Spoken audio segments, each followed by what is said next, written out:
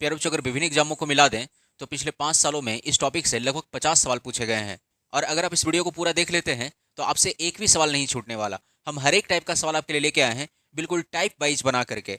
और ज़्यादातर सवालों में तो आपको पेन भी नहीं लगाना पड़ेगा। प्यारे बच्चों, अलजेब्रा में हमारे आज का टॉपिक का नाम है when the sum of a square is zero. जब वर्गों का योग जीरो हो। जैसे एक आपको पहले छोटा सा सवाल लेके समझाते हैं। प्यारे बच्चों, मान लीजिए हमने कहा x-3 का स्क्वायर प्लस y-4 का स्क्वायर बराबर 0, तो x प्लस वाई का मान क्या होगा। हमने एक सवाल अपनी तरफ से लिया है ताकि हम आपको समझा पाए। अब प्यारे बच्चों, जरा सोचिए कि ये कोई नंबर है, हमने इसका स्क्वायर किया, फिर ये भी कोई नंबर है, इसका भी हमने स्क्वायर किया, और दोनों स्क्वायर करके जोड़े तो हमको जीरो मिलना चाहिए। इसलिए टॉपिक का नाम है sum of a square is zero. वर्गों का योग जब जीरो हो, ठीक है। तो कोई दो नंबर ऐसा सोचिए ना जिसको स्क्वायर कर दें और करके जोड़ें तो जीरो मिलना चाहिए। कोई दो ऐसा नंबर सोचिए।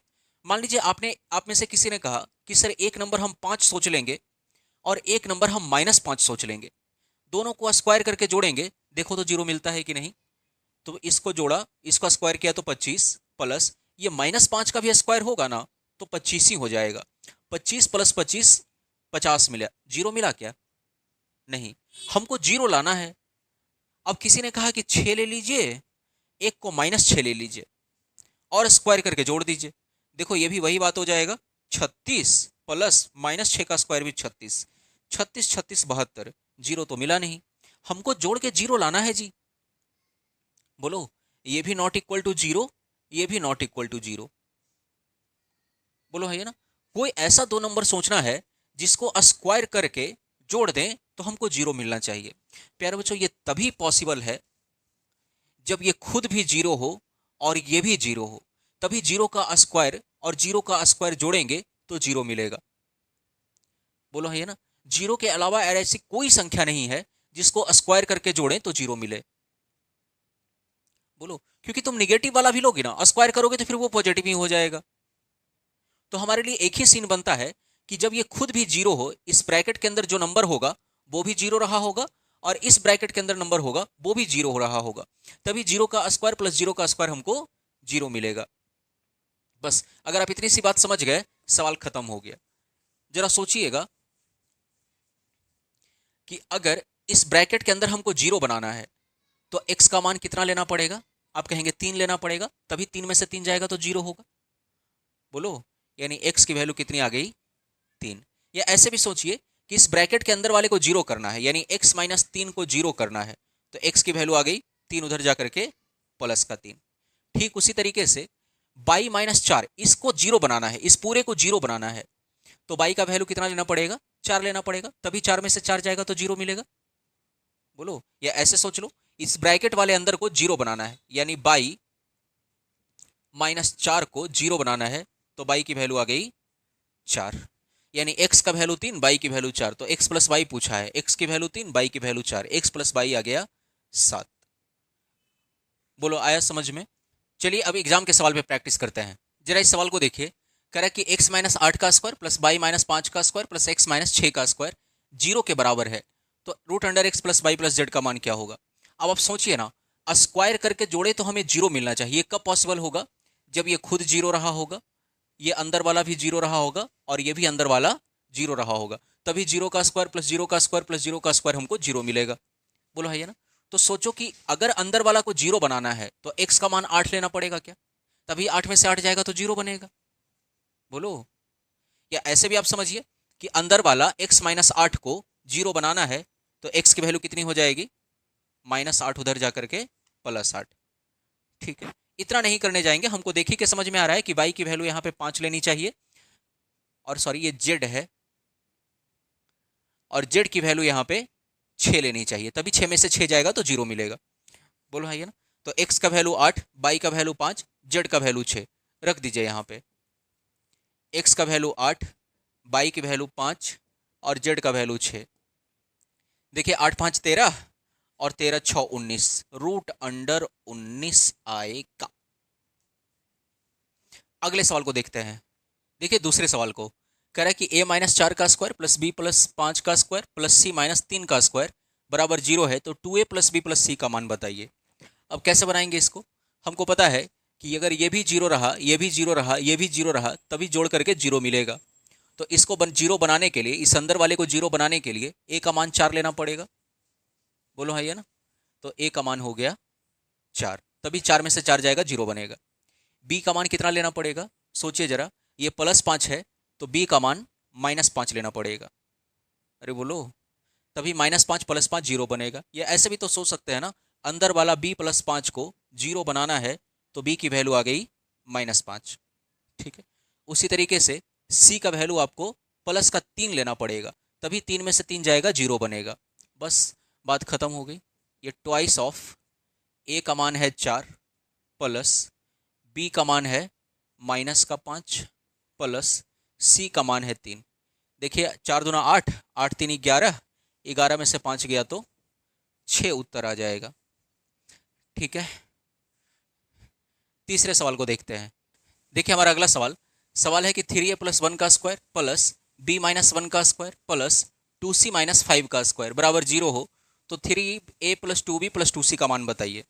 अब आप सोचिए जरा कि ऐसा तभी पॉसिबल है 0 जब ये खुद 0 रहा हो, ये भी अंदर वाला 0 रहा हो, ये भी 0 रहा हो, तभी 0 का स्क्वायर 0 का स्क्वायर 0 का स्क्वायर जोड़ के 0 मिलेगा।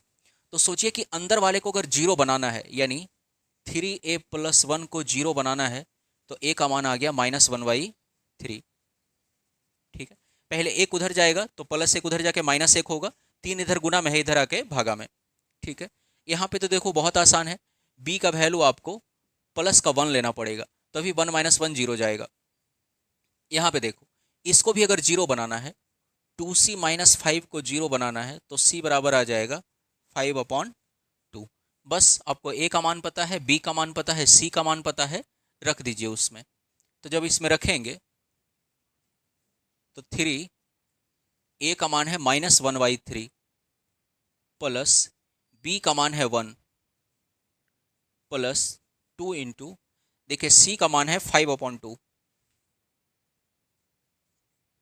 ये 3 से 3 कट गया, 2 से 2 कट गया। अब देखिए +1 -1 भी खत्म हो जाएगा तो उत्तर बच गया केवल 5। ठीक है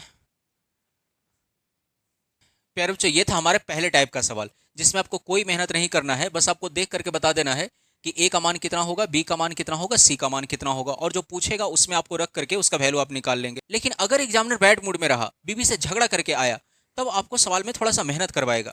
जैसे देखिए यहाँ पे सवाल आपको देख के बहुत आसान लग रहा होगा कि b का मान यहाँ से 1 आएगा, c का मान भी आप निकाल लेंगे, a का मान भी निकाल लेंगे। अगर उसका गंदे मूड में रहा ना तो पता है क्या करेगा, इस पूरे टर्म को, ये जो a + b का होल स्क्वायर जैसा दिख रहा है, इस पूरे को खोल करके दे देगा, तोड़ के दे देगा, a² + b² + 2ab करके दे देगा। इसको भी a - b के होल स्क्वायर पे तोड़ के दे देगा, इसको भी a - b के होल स्क्वायर पे तोड़ के दे देगा। बोलो, जैसे आपको इसी सवाल से समझाते हैं। आप याद रखिएगा, a का मान -1/3 आया था, b का मान 1 आया था और c का मान 5/2 आया था, यहां से हम लोग निकाले थे। अब देखो एग्जामिनर तुम्हारे साथ खेल कैसे खेलेगा, पहले इसको a + b के होल स्क्वायर पे तोड़िए तो आप कहेंगे 9a² + 1 + 6a, है ना, a² + b² + 2ab। इसको तोड़ेगा तो आप कहेंगे b² + 1 - 2b प्लस, इसको तोड़ेगा तो आप कहेंगे 4c² + 25 माइनस 5 दूना 10, 10 दूना 20, 20c। ठीक है, अब इसको थोड़ा सा सजाएगा, 9a² + b² + 4c², फिर 6a माइनस का 2b और माइनस का 20c।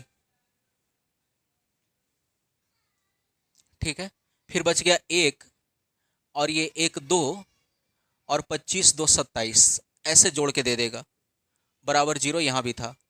ठीक है, अब ये सवाल, ये दोनों स्टेप को आप भूल जाइए, आपके सामने क्वेश्चन ये आ गया, आपसे एग्जामिनर इसको पूछेगा और कहेगा कि बताओ भाई 3a + b + 2c का मान क्या होगा, ये दे करके पूछेगा।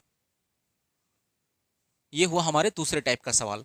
अब देखिए एग्जाम में हमारे पास इतना समय नहीं है कि हम इसको वापस से इस फॉर्म में लिखें, ठीक है। अगर इसको वापस से हम इस फॉर्म में सजाने जाएं, हमारा बहुत सारा टाइम बर्बाद हो जाएगा। तो देखिए करेंगे क्या, एक बहुत ही आसान सा स्टेप बताते हैं। देखिए आप पहले इसमें, इस पूरे में 2ab वाला टर्म पहचानिए। 2ab वाला टर्म कौन सा होगा? आप देखिए ये तो स्क्वायर वाला टर्म है और ये कांस्टेंट टर्म है, बोला है ना। 2ab वाला टर्म यही वाला है, देखो ना, a square plus b square plus 2ab यानी 6 था। 2ab वाला टर्म ये वाला है। अब इसमें से करना आपको ये है कि पहले लिख लेते हैं यहाँ पे 6a minus 2b minus 20c। बाकी किसी में छेड़छाड़ नहीं करना है, आपको सिर्फ 2ab वाला टर्म पहचानना है। अब इसमें से कीजिए क्या, आप 2 को पहले बाहर निकाल लीजिए। ये सब 2ab वाला टर्म है ना, तो सब में तो 2 होगा ही, तो 2 को बाहर निकाल लीजिए। सिर्फ 2 को बाहर निकालना है। 2 को बाहर निकाला तो यहाँ बचा 3a माइनस का b और माइनस का 10c। अब देखिए यहां से ए बी सी का वैल्यू बहुत आसानी से निकल जाएगा। प्यारे बच्चों, जब ए का वैल्यू निकालना है तो याद रखिएगा ए का कोफिशिएंट अपॉन ए स्क्वायर का कोफिशिएंट, ठीक है। ए का कोफिशिएंट अपॉन ए स्क्वायर का कोफिशिएंट। उसी तरीके से बी का वैल्यू निकालना है तो कहेंगे बी का कोफिशिएंट अपॉन बी स्क्वायर का कोफिशिएंट। सी का वैल्यू निकालना है तो कहेंगे सी का कोफिशिएंट अपॉन सी स्क्वायर का कोफिशिएंट। तो देखिए तो जरा, अगर ए की वैल्यू निकालनी है, ए बराबर लिखना है, तो कहेंगे ए का कोफिशिएंट 3 अपॉन ए स्क्वायर का कोफिशिएंट कितना है 9। काट दीजिए, 3 तिया 9, 1/3, ठीक है।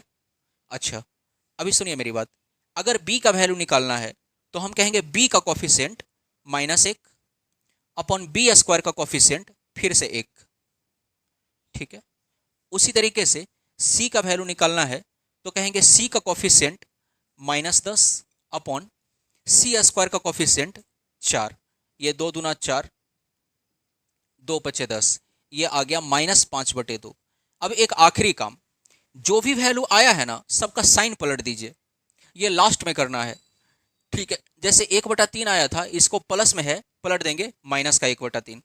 बी का वैल्यू -1/1 आया है, इसके साइन को पलट देंगे तो प्लस का 1। ये -5/2 आया है, साइन को पलटेंगे तो प्लस का 5/2। देखो तो यही वैल्यू आया था, ए का वैल्यू -1/3, बी का वैल्यू 1 और सी का वैल्यू 5/2। बोलो हमने क्या कहा कि सबसे पहले 2ab वाला टर्म पहचानिए, उसमें से 2 को बाहर निकालिए, है ना। 2ab में से 2 को बाहर निकाल लेंगे, फिर अगर जिसका वैल्यू पूछे उसका कोफिशिएंट अपॉन उसके स्क्वायर का कोफिशिएंट। जैसे ए का वैल्यू निकालना था तो ए का कोफिशिएंट अपॉन ए स्क्वायर का कोफिशिएंट। बी का वैल्यू निकालना है, बी का कोफिशिएंट अपॉन बी स्क्वायर का कोफिशिएंट। सी के लिए सी का कोफिशिएंट अपॉन सी स्क्वायर का कोफिशिएंट। लास्ट में साइन को चेंज कर देना है। अब जैसे एक सवाल एग्जाम का लेके दिखाते हैं, जरा इस सवाल को देखिए। कह रहा है कि a square plus b square plus 4a plus 2b plus 5 बराबर 0, तो उसका वैल्यू आपसे पूछा है। देखिए क्या करेंगे, सबसे पहले 2ab वाला टर्म पहचानिए। देखिए तो स्क्वायर वाला है, ये कांस्टेंट है, 2ab वाला टर्म यही है, तो पहले लिख लेते हैं 4a प्लस 2b। अब इसमें से 2 बाहर कर लीजिए तो कहेंगे 2a प्लस b। अब a का मान निकालना है तो कहेंगे a का कोफिशिएंट 2 बटे a स्क्वायर का कोफिशिएंट 1। फिर b का मान निकालना है तो b का कोफिशिएंट अपॉन b स्क्वायर का कोफिशिएंट 1। अब साइन को पलट दीजिए, ये माइनस का 2 और ये माइनस का 1, बस हो गया। देखिए a का मान -2 माइनस 1 यानी प्लस का 1 बटे -2 -1, ये हो जाएगा -1 बटे -3, माइनस माइनस कैंसिल, ये आ गया 1/3, ठीक है। बस इतना ही याद रखना है ना कि पहले 2 को बाहर करेंगे, फिर ए का वैल्यू निकालना है तो ए का कोफिशिएंट अपॉन ए स्क्वायर का कोफिशिएंट, साइन चेंज कर देना है। अगले सवाल को देखते हैं, जरा ध्यान दीजिए। कह रहा है सवाल 9x square plus 4y square minus 30x minus 12y plus 34 बराबर 0। अब देखिए इसमें आप फिर से 2ab वाला टर्म पहचानिए। आप कहेंगे 2ab वाला टर्म यही वाला है, बोलो है ये ना। चलो एक बार लिख लेते हैं, माइनस का 30x माइनस का 12y। अब देखिए इसमें से 2 बाहर कर लीजिए तो अंदर बचा माइनस का 15x माइनस का 6y। अब देखिए आप लोग को लग रहा होगा कि सर माइनस क्यों नहीं कॉमन लिए, क्योंकि माइनस भी दोनों में है। माइनस माइनस कॉमन नहीं लेना होता, हम यहाँ पे कैलकुलेशन नहीं कर रहे हैं, हम यहाँ पे ट्रिक सीख रहे हैं। और ट्रिक ये कहता है कि सिर्फ 2 ही बाहर निकालना है, बाकी जो है 10 का 10 उसको अंदर में रख दीजिए, ठीक है। अब बताइए एक्स का कॉफिशिएंट कितना होगा बताना जरा।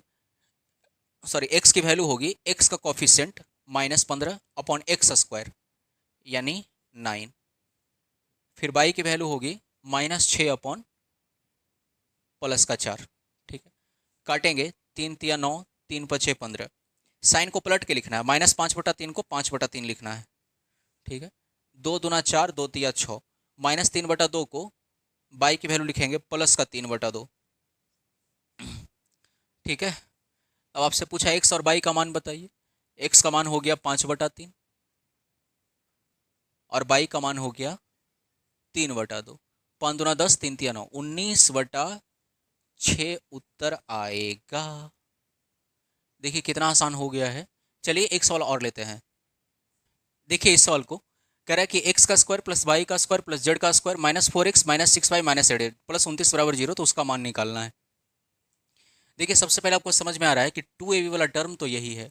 अब इन दोनों में से 2 बाहर कर लीजिए, तो अंदर में बचा 2x -3y -4z। ठीक है, अब बताइए एक्स की वैल्यू निकालनी है। एक्स का कॉफिशिएंट -2 अपॉन एक्स स्क्वायर का 1। बाई की वैल्यू निकालनी है। बाई का कॉफिशिएंट -3, बाई स्क्वायर का कॉफिशिएंट 1। जेड की वैल्यू निकालनी है। जेड का कॉफिशिएंट -4 अपॉन जेड स्क्वायर का कॉफिशिएंट 1। अब साइन को पलट देना है। यहाँ से एक्स की वैल्यू आ गई 2, बाई की वैल्यू आ गई 3, जेड का वैल्यू आ गया 4, है ना। अब चाहे तो आप एक्स बाई जेड का मान डायरेक्ट वहाँ पे पुट कर दीजिए, या अगर आपको एक फॉर्मूला आता होगा तो आपको समझ में आएगा कि a cube plus b cube plus c cube -3abc का जो फॉर्मूला होता है वो ये होता है। इसके मिटा करके वही लिख देते हैं, x plus by plus Z upon x square plus by square plus Z square minus x by minus by Z minus का जेड एक्स, ये फॉर्मूला होता है। अब देखिए नीचे वाला ऊपर वाला कट गया, तो बचा x plus by plus Z, इसी का मान रख दीजिए। एक्स का मान है 2, बाई का मान है 3, जेड का मान है 4, 4 3 7 2 9। इतना आसान आसान सवाल आता है एग्जाम में। प्यारे बच्चों, अगर एग्जामिनर थोड़ा सा और उसका मूड खराब हुआ तो वो आपसे और मेहनत करवाएगा। देखिए अगली बार वो क्या करेगा, ये जो 2ab वाला टर्म है वो बराबर के उस तरफ भेज देगा जैसे आपको सवाल से समझाते हैं। देखिए पिछले सवालों में सारे टर्म बराबर के इस तरफ होते थे और इधर 0 दिया हुआ रहता था। इस बार थोड़ा सा चेंज किया है। ये देखिए जो 2ab वाला टर्म है ना, उसको बराबर के इस तरफ भेज दिया है। देखिए इससे कोई फर्क नहीं पड़ेगा, हमारा फिर से वही काम रहेगा कि अगर इसमें 2ab वाला टर्म ये हमको दिख रहा है तो 2 को पहले बाहर कीजिए, तो अंदर बचा 4x plus y plus 6z। ठीक है, ये कांस्टेंट वाला टर्म है, इससे मतलब नहीं है, हमको सिर्फ 2ab वाला टर्म से मतलब होता है। अब देखिए जरा, x का कॉफिशिएंट निकालना है या x की वैल्यू निकालनी है, तो x का कॉफिशिएंट अपॉन एक्स स्क्वायर का कॉफिशिएंट। बोलो, बाई की वैल्यू निकालनी है तो बाई का कॉफिशिएंट अपॉन बाई स्क्वायर का कॉफिशिएंट। जेड की वैल्यू निकालनी है तो जेड का कॉफिशिएंट अपॉन जेड स्क्वायर का कॉफिशिएंट। ठीक है, 4 से 4 कट गया तो 1 आया, है ना। अब यहाँ पे एक छोटा सा चेंज ये होगा कि आपको साइन नहीं बदलना है। जैसे पहले क्या करते थे, साइन हम लोग बदल देते थे। अगर ये बराबर के इस तरफ आ गया, बोलो, तो ऑलरेडी इसका साइन बदल गया है, तो दोबारा साइन नहीं बदलना है। अरे हाँ, ये ना, तो यहाँ से एक्स की वैल्यू आ गई 1, बाई की वैल्यू आ गई 1, जेड की वैल्यू आ गई है 6। रख दीजिए मान 2x, 2 गुना 1 तो 1, बाई का मान 1, जेड का मान है 6 यानी -6। ये प्लस का 3 माइनस का 6, ये उत्तर आ गया -3। देखिए उसी टाइप का अगला सवाल है, कह रहा है कि a square plus b square plus c square बराबर 2a minus 4b minus 4c minus 9। तो आपसे पूछा है उसका मान बताइए। अब देखिए इसमें फिर से क्या करेंगे, ये जो 2ab वाला टर्म है इसमें से 2 को बाहर निकाल लीजिए, तो बचा a माइनस 2b माइनस का 2c। बोलो, ये कांस्टेंट है, इससे कोई मतलब नहीं है। ठीक है, अब बताइए ए का वैल्यू निकालेंगे कैसे, ए का कॉफिशिएंट अपॉन ए स्क्वायर का कॉफिशिएंट। बी की वैल्यू निकालेंगे बी का कॉफिशिएंट अपॉन बी स्क्वायर का कॉफिशिएंट। फिर सी का वैल्यू निकालेंगे सी का कॉफिशिएंट अपॉन सी स्क्वायर का कॉफिशिएंट। तो ए का वैल्यू आ गया 1, बी का वैल्यू आ गया -2 और सी का वैल्यू आ गया फिर से -2। अब देखो साइन क्यों नहीं हम चेंज किए, साइन इसमें चेंज नहीं करना होता है क्योंकि 2ab वाला टर्म बराबर के इस तरफ आ गया है तो पहले ही इसका साइन चेंज हो गया है। अब दोबारा यहाँ पे साइन चेंज करके गलती मत कर दीजिएगा, ठीक है। ए का वैल्यू, बी का वैल्यू, सी का वैल्यू वहाँ पे रख देंगे, तो ए का वैल्यू 1 हो जाएगा, बी पे पावर 4 यानी 2 दूना 4 दूना 8 दूना 16 प्लस का 16 हो जाएगा, ठीक है, माइनस सी क्यू, 2 का क्यू हो जाएगा 8 माइनस 8, ये प्लस का 8 हो जाएगा, ये हो गया 8 1 9, ये हो जाएगा 16 9 25, इसका उत्तर। फिर बच्चों ये था हमारा तीसरा टाइप। देखिए अगले टाइप में एग्जामिनर थोड़ा सा और आपसे चालाकी बरतेगा। चालाकी क्या बरतेगा, कहिए कि आपका काम आसान कर देगा। जैसे देखिए अभी हमको 2ab वाला टर्म दिखता था तो हम इसमें से 2 पहले बाहर निकालते थे, अब वो आपसे क्या करेगा कि आपको डायरेक्ट वो 2 बाहर निकाल के दे देगा, आपका काम थोड़ा सा आसान कर देगा। जैसे ये चौथे टाइप के सवाल में देखते हैं। अब जरा इस सवाल को देखिए, देखिए सवाल है कि a² + b² + c² + 6 बराबर twice of a minus 2b + c, तो a इंटू बी इंटू सी का मान बताइए। अब देखिए पिछले सवाल में क्या होता था कि हमको 2 को पहले बाहर खींचना पड़ता था, 2 बाहर लाना पड़ता था, बोलो हाँ ये ना। लेकिन इस सवाल में ऐसा नहीं है, इस सवाल में पहले ही 2 बाहर करके दे दिया है। तो अगर पहले ही 2 बाहर कर दिया तो हमारा काम तो आसान हो गया ना, एक स्टेप बच गया ना हमारा। अरे बोलो, ठीक है। तो बस अब सीधा सीधा यहाँ से a का मान निकालिए, a का कॉफिशिएंट 1 अपॉन a² का कॉफिशिएंट 1, ठीक है। फिर b का मान निकालेंगे, b का कॉफिशिएंट माइनस का 2, b² का कॉफिशिएंट 1, c का मान निकालेंगे, c का कॉफिशिएंट 1, c² का भी कॉफिशिएंट 1, तो a की वैल्यू आ गई 1, b की वैल्यू आ गई माइनस का 2, c का वैल्यू आ गया 1। अब साइन चेंज मत कर देना क्योंकि बराबर के पहले ही इस तरफ आ चुका है ये, है ना। एक बार बराबर के जैसे ही इस तरफ आया तो पहले ही इसका साइन चेंज हो गया। तो अब बस मान रख दीजिए, कहेंगे a इंटू बी इंटू सी, तीनों को गुना करेंगे तो ये आ जाएगा माइनस का 2, ठीक है। चलिए एक सवाल और लेते हैं। देखिए इस सवाल को, सवाल है x² + y² + z बराबर twice of x + z minus 2, तो x³ + y³ + z³ का मान बताइए। अब देखिए फिर से वही बात आ गई कि 2 तो इसमें बाहर से पहले ही खींचा हुआ है, हमको 2 दोबारा खींचने का जरूरत नहीं है, हमारा एक स्टेप बच गया, यानी ट्वाइस ऑफ x + ये z। अब यार मुझे यहाँ पे एक बात आप फंस गए, देखिए यहाँ पे x y z तीनों है, लेकिन यहाँ पे x और z है, y तो है ही नहीं है। अरे बोलो, तो क्या हम y को ऐसे लिख सकते हैं क्या, 0 गुना y? अरे बोलो, बस हमारा काम आसान हो गया। देखिए अगर x का वैल्यू निकालना है, 2 तो पहले ही बाहर में खींचा हुआ है, x का वैल्यू निकालना है तो x का कॉफिशिएंट अपॉन x² का कॉफिशिएंट, y का वैल्यू निकालना है तो y का कॉफिशिएंट अपॉन y² का कॉफिशिएंट, z की वैल्यू निकालनी है तो z का कॉफिशिएंट अपॉन z² का कॉफिशिएंट। बस अब x का वैल्यू आ गया 1, y का वैल्यू आ गया 0, z का वैल्यू आ गया 1, साइन वाइन चेंज नहीं करना है।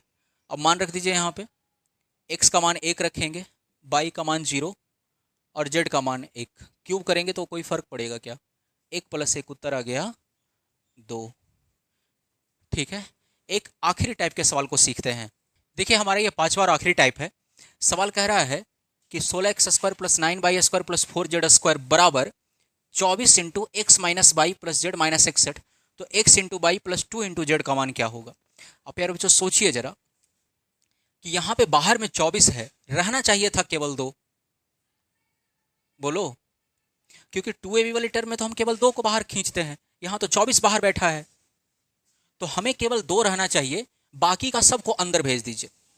जैसे 2 हमने बाहर रखा तो 24 को 2 गुना 12 लिखेंगे, तो 2 तो रख लिया, 12 को अंदर भेज दीजिए, तो 12x minus 12y plus 12z, क्योंकि 12 अंदर जाएगा ना तो तीनों में गुना होगा, तो 12x माइनस 12y प्लस का 12z। अब बस काम आसान हो गया, x का वैल्यू निकालना है, x का कॉफिशिएंट अपॉन x² का कॉफिशिएंट 16, y की वैल्यू निकालनी है, y का कॉफिशिएंट अपॉन y² का कॉफिशिएंट, फिर z की वैल्यू निकालनी है, z का कॉफिशिएंट अपॉन z² का कॉफिशिएंट 4, 4 तिया 12, 4 चौका 16, x की वैल्यू आ गई 3/4, 3 तिया 9, 3 चौका 12, y की वैल्यू आ गई -4/3, 4 तिया 12, z का वैल्यू आ गया 3, रख दीजिए मान। x इंटू बाई, देखिए जरा x इंटू बाई जब करेंगे ना तो 3 से 3 कट जाएगा, 4 से 4 कट जाएगा, बचेगा -1, इसकी वैल्यू आ गई -1 प्लस ट्वाइस ऑफ जेड का वैल्यू है 3, 3 दूना 6 में से 1 गया तो उत्तर आ गया 5। ठीक है, हमने हर एक टाइप के सवाल को आपको इसमें समझाया है, सबको टाइप वाइज अलग अलग करके हमने आपको समझाया। अब देखिए एक आखिरी सवाल आपको लिख के देते हैं, आप इसका उत्तर हमें कमेंट में करके बताइए। प्यारे बच्चों, अगर आप इस वीडियो को यहाँ तक देखते हुए आए हैं तो ये आखिरी सवाल सीजीएल का पूछा हुआ जरूर आपसे बनना चाहिए, हमें अपने पढ़ाए गए पे पूरे विश्वास है। इसका 4 ऑप्शन भी दिया हुआ है, थोड़ा सा पेन पेपर उठाइए, मेहनत कीजिए और इसका उत्तर कमेंट में जरूर बताइए।